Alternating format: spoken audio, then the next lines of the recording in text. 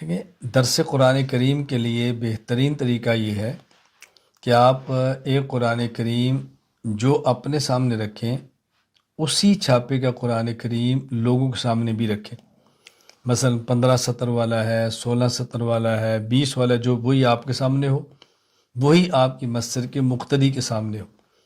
اور مقتدیوں کو ایک مرتبہ مکمل ناظر قرآن کریم یوں پڑھائیں کہ مثلا آپ ان سب سے کہیں بھی آپ میرے ساتھ پڑھو: اعوذ باللہ من الشیطان الرجیم، بسم اللہ الرحمن الرحیم، الحمد للہ رب العالمین۔